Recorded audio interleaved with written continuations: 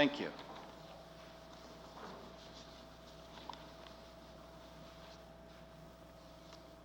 This passport, your face, not you officially, your picture, but the face used to make the passport, offers everyone its witness. This is me. But it feels like only a picture, a passport forced upon you. Somewhere an oval, sudden and lasting, appeared. It happened that you were behind it, like it or not. You present it, your passport, your face, wherever you go. It says, a little country. It says, irrevocable. Allow this observer quiet passage. It says, ordinary. It says, please. I wanted to start with a kind of introductory poem like that, and I've juggled some things together with the idea of getting them to help each other, so I have a kind of a program. I would like to say something between some of the poems, but pretty largely I must rely on the poems themselves. Sort of scares me, but that's the way it is. Inside the trees, where tomorrow hides along with years, tomorrow stirs, and there my sisters, never born, touch lips to bark and begin to sing. Brother of air, brother of sun, please tell our story, that we may live in the brief wind. Wherever I stand, I hear the trees petition so. By listening, I know I'm born. By turning our faces toward the forest, we may live as friend of trees. Listen together. Be ready. You may be born. I touch the bark and call deep as I can. Part of me.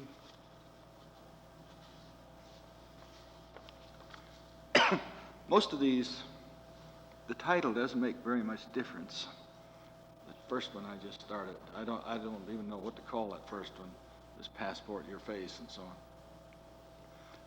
This one has the title, Confessor. By the way, I should stop for a minute. Am I heard all right back there? Is it okay? Confessor.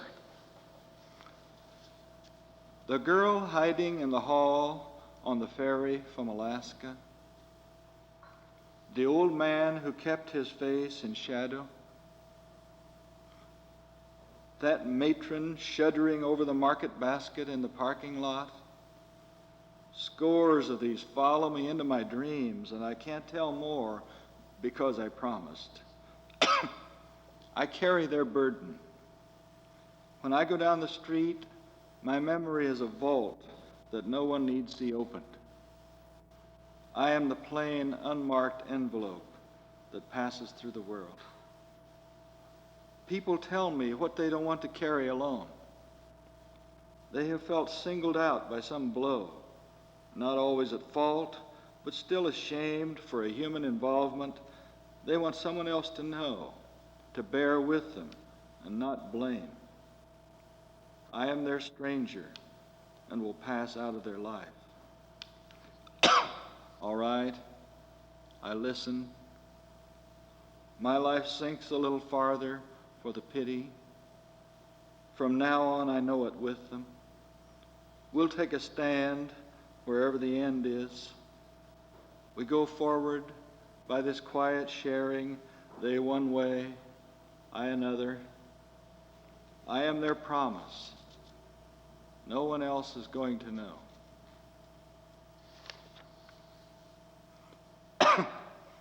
I put into the sequence fairly early my most dramatic poem. I probably should save this for the end, but you might as well know this is really the high point. I get to raise my hand for this one. It's that dramatic. It's called Witness. This is the hand I dipped in the Missouri above Council Bluffs and found the springs. All through the days of my life, I escort this hand.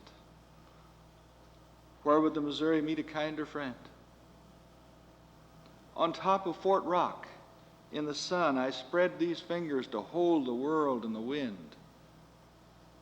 Along that cliff and that old cave where men used to live, I grubbed in the dirt for those cool springs again. Summits in the Rockies received this diplomat. Brush that concealed the lost children yielded them to this hand. Even on that last morning when we all tremble and lose, I will reach carefully, eagerly through that rain at the end toward whatever is there with this loyal hand. Now, I realize that among other things I've done is I put these poems in a sequence to enable me, if I thought the occasion was right, to say a little bit about the process. Usually at a poetry reading, a high proportion of the people are writers, either overt or secretly they're writers. And so I thought it would be all right to say something about the process. For me, the rewards of writing are the immediate feelings when accomplishing it. And to have a succession of things occur to you, I don't know, I have to look back at this poem and see, well, oh yeah, this is the hand, I dipped in the Missouri, and I met the Rocky Mountains, and I found the concealed children, and so on. To have this kind of sequence begin when you're writing is to have whole worlds open in front of you, infinite possibilities begin to happen as a result of getting into the process. Well, I brought along a poem that is designed to show how feeble that process can be. This is my feeblest poem. Usually, when I start to write, I like the idea of not having any ideas at all. If you have a good idea, that's bad. It probably means that it's an idea that's already identified. That's the way you can tell it's a good idea. But if it's so feeble that you hardly dare give it any attention, it might be your own. And if you go along with it, something may develop. Now this, at the end, has nothing. Only, my friends, the syllables helping me. It's called The Little Girl by the Fence at School. Grass that was moving found all shades of brown, moved them along, flowed autumn away, galloping southward where summer had gone. And that was the morning someone's heart stopped and all became still. A girl said, "Forever?" And the grass, "Yes, forever." While the sky,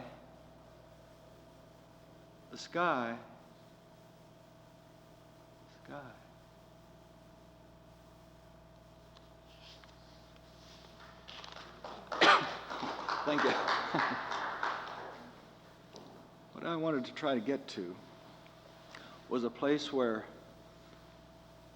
just not even finished sentence. And I memorized the first sentence of an article I wrote about this called A Way of Writing. This is it. A writer is not so much someone who has something to say and the skills to enable the saying, as a writer is someone who has found a way into a process that will bring about things to say that never would have happened if the process hadn't been entered. It's a creative thing. And those who say of writing that it's done by learning grammar, a lot of rules and so on, I doubt that. The activity makes things happen. Well, I brought along something to illustrate this. This is not something I wrote it down. I heard someone say it. Our daughter Kit, when she was 6 years old, our family were down at the Oregon coast for the day, hiking around, Everyone got tired. Time to come home. So Kit, 6 years old, stood by the dashboard to help Daddy drive. That is, she's going to talk and keep me awake while the others go to sleep. She imagined a way of life for the two of us, and she began to talk like this. We'd have an old car, the kind that gets flat tires, but inside would be wolf skin on the seats, and warm fur on the steering wheel, and wolf fur on all the buttons. And we'd live in a ranch house made out of logs with a loft where you sleep. And you'd walk a little ways, and there'd be the farm with the horses. We'd drive to town, and we'd have flat tires and be sort of old. Well, I just carry that with me as the way to do it, just sort of dog paddling along from one thing to the next. You're so much inside your life. I realize Kit can be psychoanalyzed for all that wolf fur and so on. That's all right. It just goes on. And that's what I'd like to induce in myself and students I meet, that trust that if they'll enter the process, all sorts of things will come along, if you're forgiving enough of yourself and of what occurs to you. Well, the next thing I have is something I want to read with even more deliberation than the other things, in order to approximate that condition of going into the trance and letting the process tractor you forward. This is called With Kit, age 7, at the Beach. We were going to the highest dune, from there to gaze and come down. The ocean was performing. We contributed our climb. Out of the storm, those waves leapfrogged forward and came. What should our trip mean? Kit waited for me to decide. Faced with that kind of world, what would you tell your child? That was an absolute vista. The froth blew far and cold. I knew Kit was afraid the way she held on to my hand. How far could you swim, Daddy, in such a storm? As far as was needed, I said, and as I talked, I swam.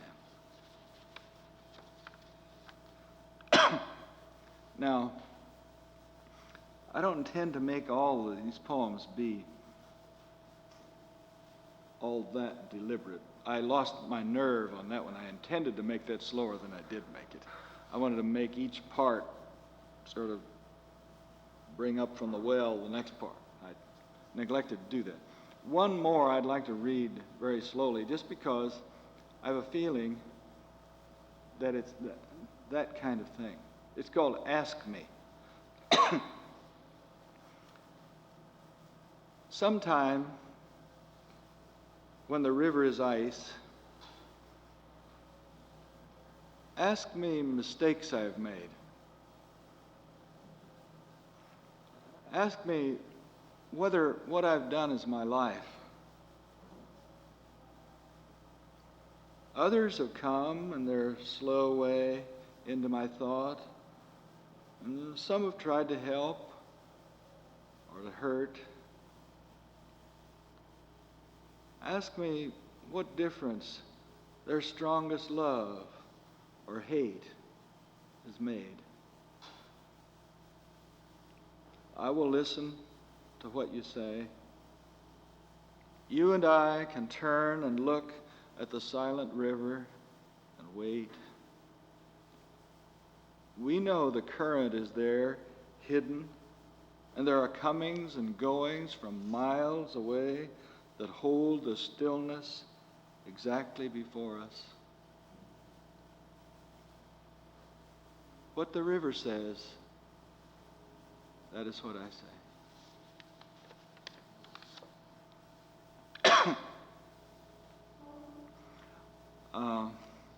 Summer before last, I was at a writers' conference out at Port Townsend in Washington State on Puget Sound. And a bunch of impressive writers were there, even scary. Stanley Kunitz, a really knowledgeable, adept, frightening presence.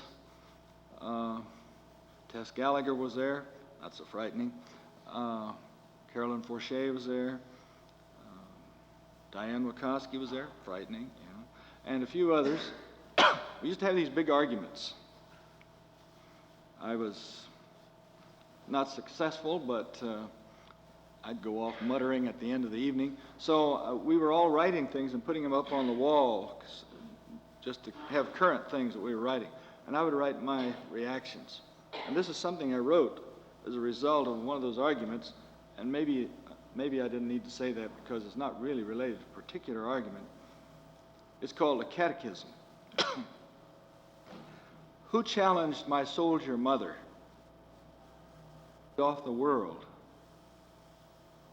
My father. Who suffered most from her oppressions? My sister. Who went out into the world to right its wrongs? My sister. Who became bitter when the world wouldn't listen? My sister. Who challenged my soldier sister? Nobody. Who grew up and saw all this and recorded it and kept wondering how to solve it but couldn't? Guess who?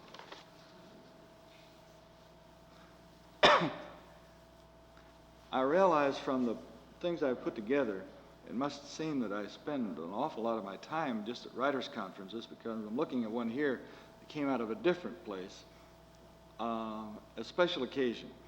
The place is a good poem. Its address, Quartz Mountain, Lone Wolf, Oklahoma, is the place. And this was a high school arts workshop. The high school kids would sit around. At the end of every session, we'd think what we were going to write for the next session. And one of them said one day, why don't we write about something that happened to us when we were little kids? So I'm looking at these little kids and thinking, big deal, you know. How far back do you have to go? And then I saw one of them look at me with an expression that I'd come to recognize as kind of, well, sympathy, pity. How can Stafford possibly do this when he can't remember that far back? So I was determined to do it, and this is what I wrote. One of the many dreams of childhood. Floorboards of an old car, shaking and rattling, and a steady throb under me as we bump along a country road.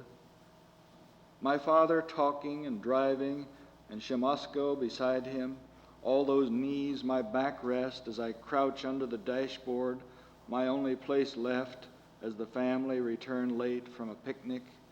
It is dim down there, and I'm shivering from an icy wind whipping in from the night. My arm hurts where Mother jerked me aside when I spilled my chocolate.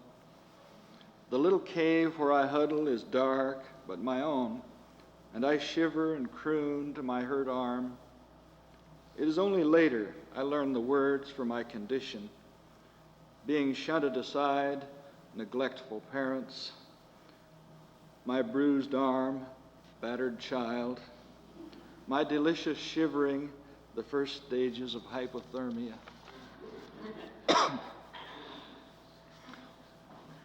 It seemed that everyone at Quartz Mountain, Lone Wolf, Oklahoma, had a different, distinctive, and interesting background.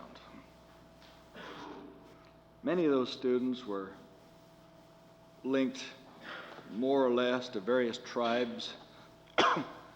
So we decided to write about our roots.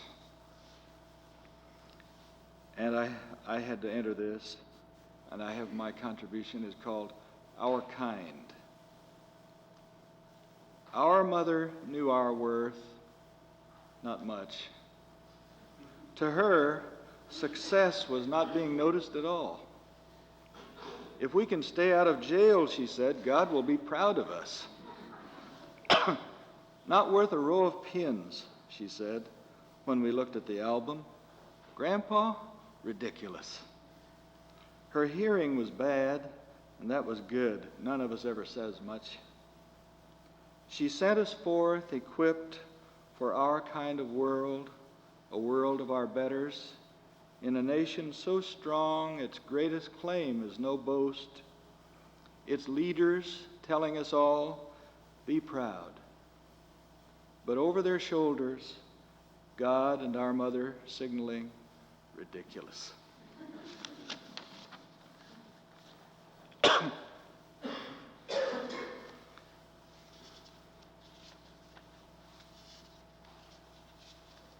Seeing how this trajectory goes.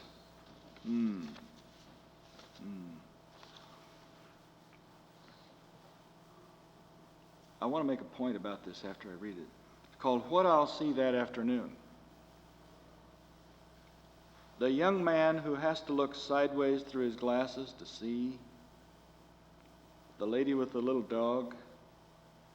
I'll put down my pack. A car jerking and popping with its engine cold. 4 bicycles in line unreeling their shadows. I'll slowly stand up. Down by the corner, someone beginning to scream. A brick wall that breaks halfway across. With a whirl of my head, I'll see it all tilt. The girl with the face, a piece of paper caught in that corner tree. Everything stops and I'm reaching out for everything. Now, this is what I want to say. I was on my bicycle taking some stuff to the post office in Lake Oswego. And just as I was getting off my bike by the post office, a car backfired down the block. I mean, quickly I assessed it as that. It's just a car backfiring. But for a little instant, it could have been the day, sort of suddenly. And all those things that I saw at that instant began to impress me. But when I began to write, another little part of the pattern came along. And that is, I sacrificed my poem to try to make a point for those of us who write. I found myself putting in 2 observations outside. The young man has to look through his glasses sideways, the lady with the little dog, and then something that I did myself. I'll put down my pack, and then 2 more things, a car jerking and 4 bicycles in line. I'll slowly stand up. In other words, 2 observations, a little parenthetical reaction. It's just so simple. It's just out, back, out, back. And I like these simple patterns. So when I'm writing, I often feel that kind of security when something begins to happen. I just let it keep on happening. And for all I know, this is what makes form. Most of these don't have an already identified form. I don't want to belabor this, but just that here was one, suddenly I saw it does have 2 things out, 1 in, 2 out, 1 in, some a kind of form. I brought along, and that's what I was really looking for down through here, to see how really tame I could get some of these poems, but I have a really tame one now. And maybe it's my tamest. Let me see. I want to put it in.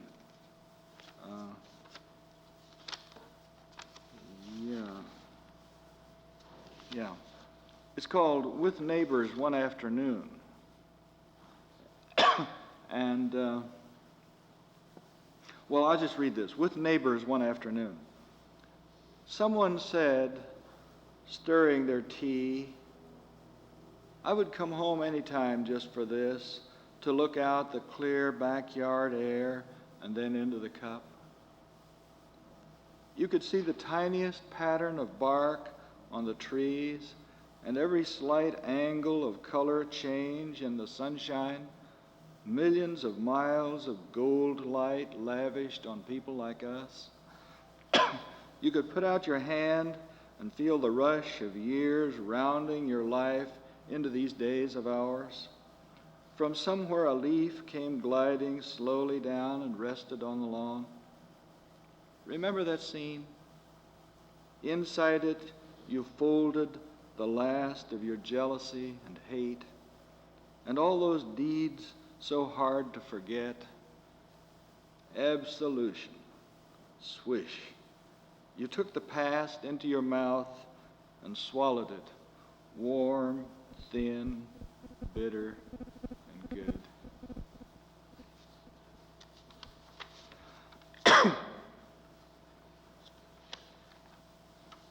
Well, one of the things I was going to say is something about place of publication. One reason I thought of that is there's one here called the Slow Loris Reader, and that's published here in Pennsylvania. And one place was Milkweed Chronicle. One was Hampton Sydney Review. These are places, I just want to indicate as a writer that the places where poems appear are so various and way out there. Milkweed Chronicle, I like that especially. Well, this is published, or to be published, in publication here in Pennsylvania. It's called Incident. They had this cloud they kept like a zeppelin tethered to a smokestack. And you couldn't see it, but it sent out these strange little rays, and after a while you felt funny. They had this man with a box.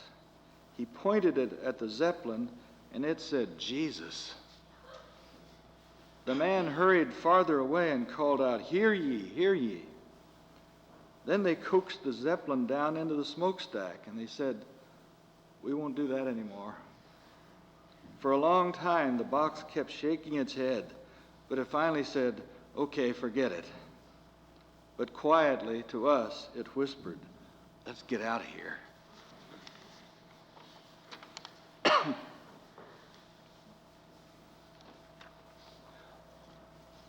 I was at Ann Arbor in Michigan.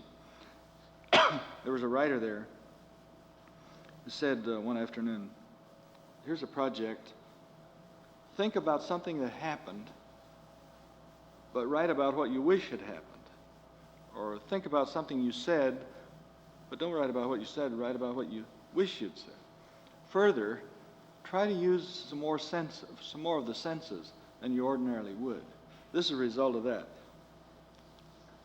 One time, when evening had flowed between houses and paused on the school ground, I met Hilary's blind little sister following the gray, smooth railing, still warm from the sun, with her hand.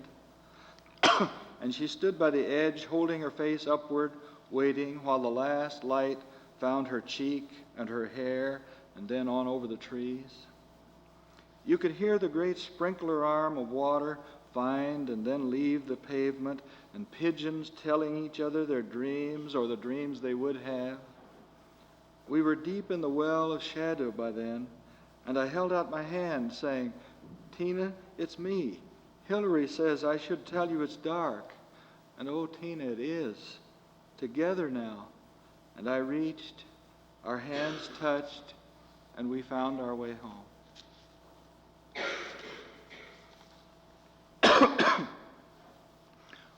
One of the things that I've noticed among students and writers, and sometimes with a little tremor on my part, that it's been made to seem that a writer is someone who is looking for vivid images. This bothers me somewhat, and quite a bit often. I have this feeling of wanting to go straight forward in saying things or writing things. I realize that the language is such that you can't avoid images. They'll be there. They'll show up. But to try to do it by looking for the images bothers me.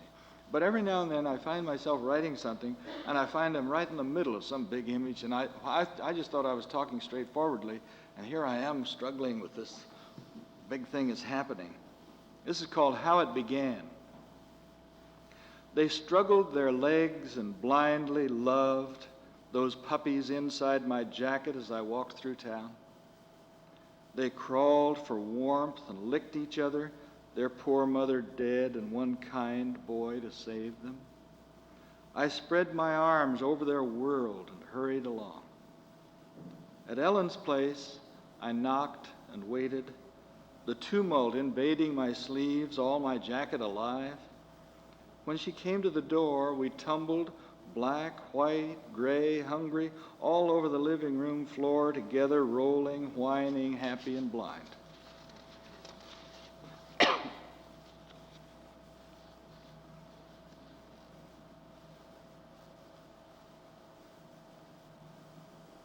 Once, when the waves were talking, one said, "I'll never be back."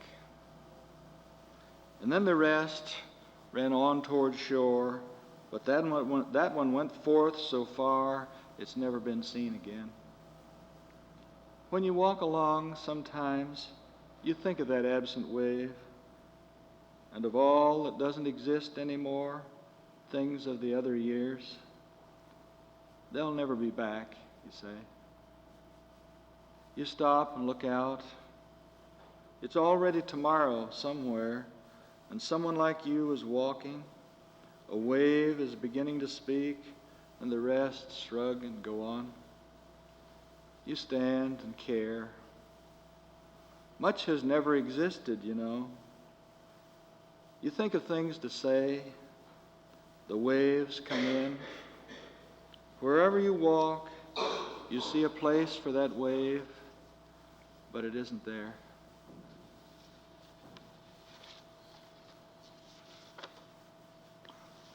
One of the things that happened to me, especially a few years ago, traveling with poems, was that I found myself part of a society in which many people thought history was really happening only in certain places. And, you got to be where it's at, the idea. And since I was born in Kansas, and that isn't where it's at, and I went clear on out west in Oregon, and it sure ain't there, felt sort of strange, but I cherished the feeling that actually history isn't intermittent like that, and it's really happening everywhere. So I brought along something that is from a way out where it isn't at, except maybe. It's called Murder Bridge. You look over the edge, down, down. There's where the poor, crazy mother threw them all three, her children she loved.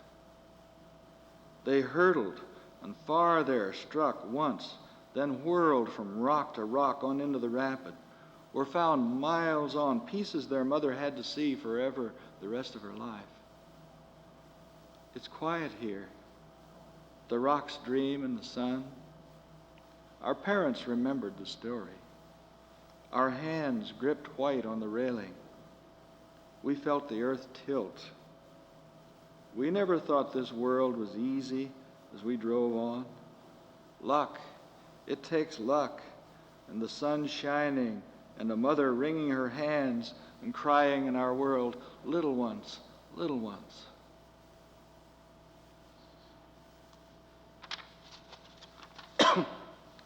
I brought not very many political poems, but I brought a kind of a faintly political poem, which I have to preface with a confession.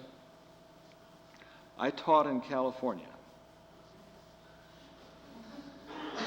That's the confession, and here's the poem. Called The Star in the Hills. A star hit in the hills behind our house, up where the grass turns brown, touching the sky. Meteors have hit the world before, but this was near, and since TV. Few saw, but many felt the shock. The state of California owns that land, and out from shore 3 miles, and any stars that come will be roped off and viewed on weekdays 8 to 5. A guard who took the oath of loyalty and denied any police record told me this: "If you don't have a police record yet, You could take the oath and get a job if California should be hit by another star. I'd promised to be loyal to California and to guard any stars that hit it, I said, or any place 3 miles out from shore, unless the star was bigger than the state, in which case I'd be loyal to it. But he said no exceptions were allowed, and he leaned against that state-owned meteor so calm and puffed a cork-tipped cigarette that I looked down, traced with my foot in the dust, thought again, said, okay, any star.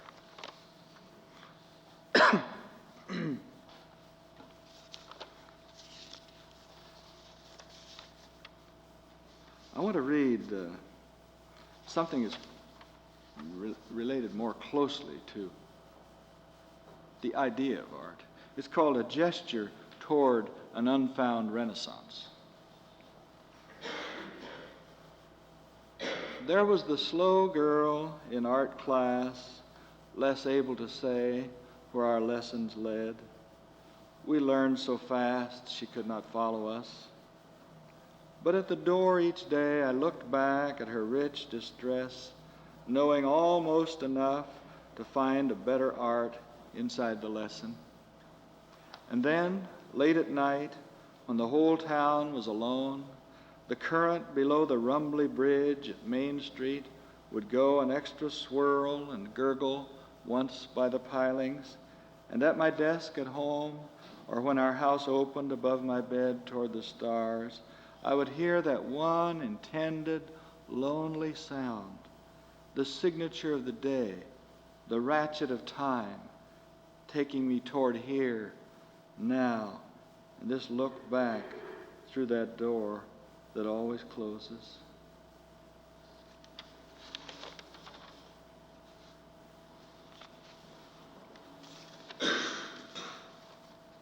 I want to read, I guess this is a Kansas poem. So I genuflect in the direction of Wichita or whatever and read this poem. It's called Religion Back Home.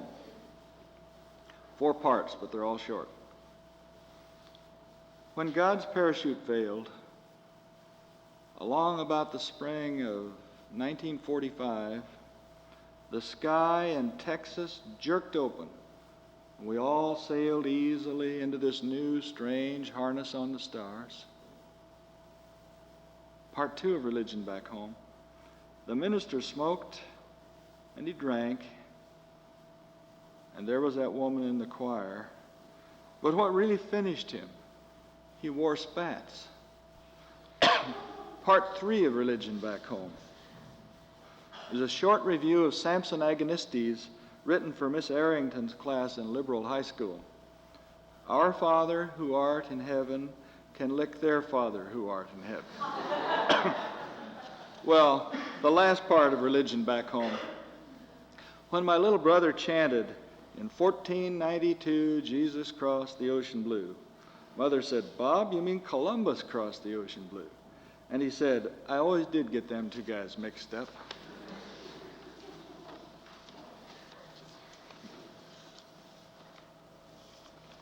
One of the things I want to be sure to put into this is a poem with an obviously different persona. Stop for just a minute.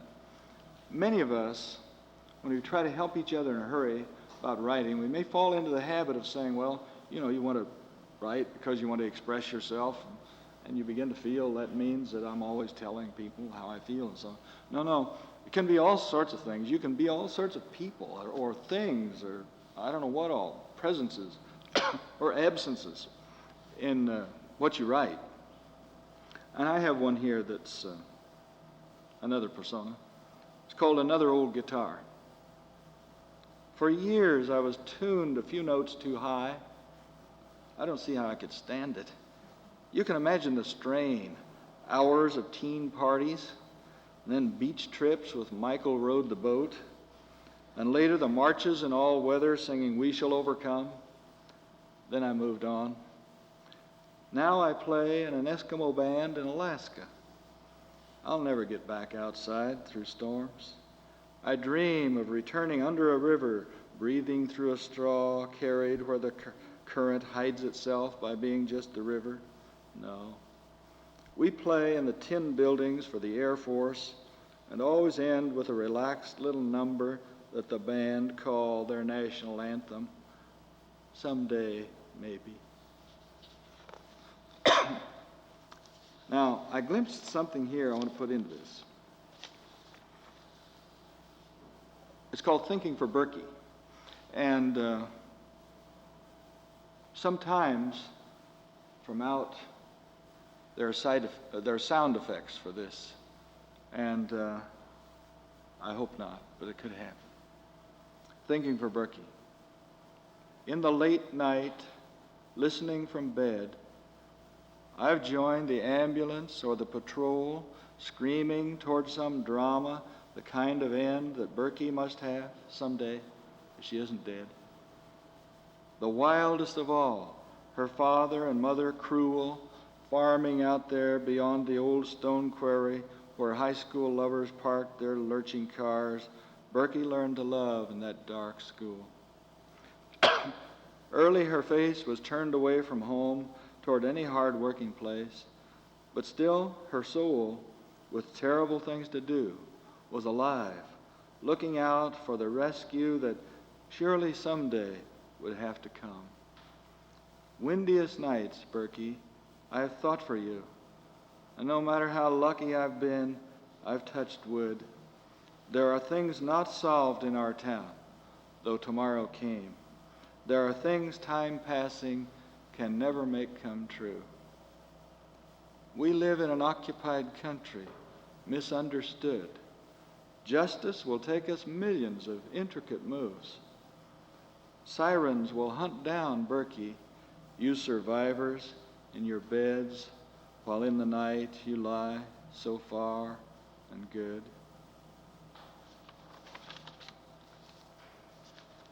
Now I want to go to the countdown part of this, and that means, I would say,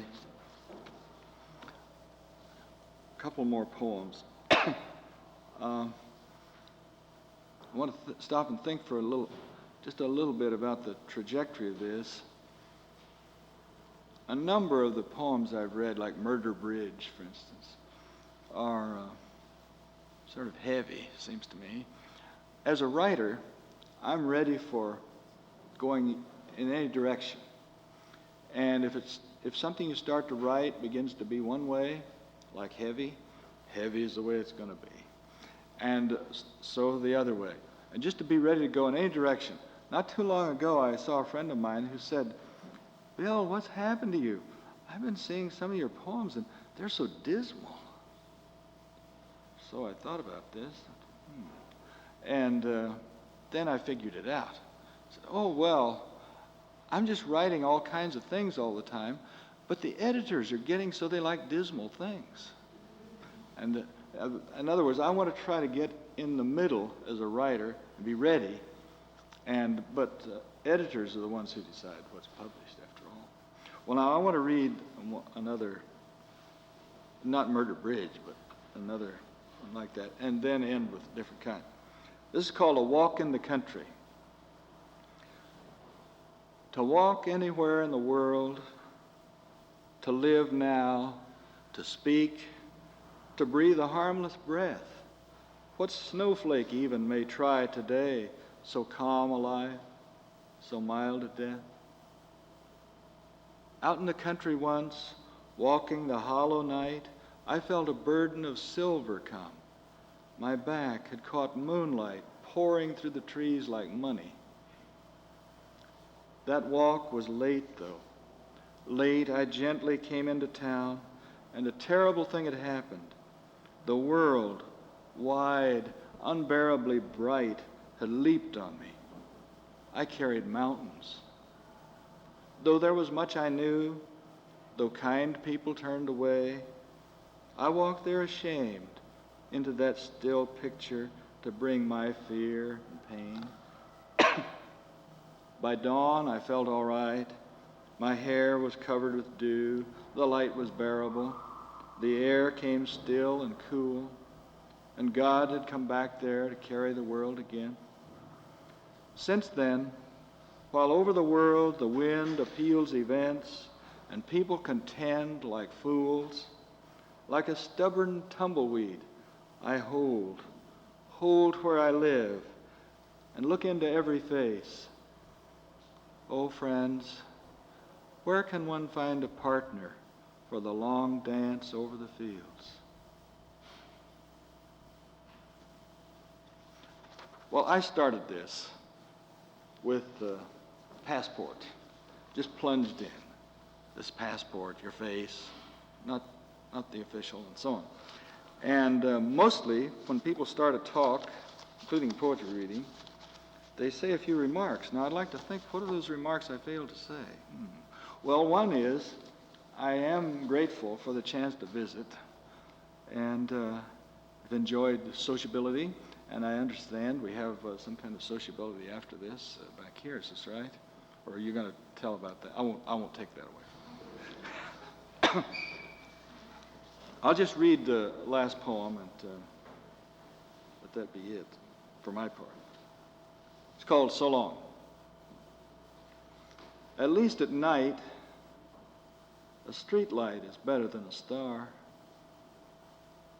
and better good shoes on a long walk than a good friend. Often in winter, with my old cap, I slip away into the gloom like a happy fish, at home with all I touch at the level of love. No one can surface till far, far on, and all that we'll have to love may be what's near in the cold, even then.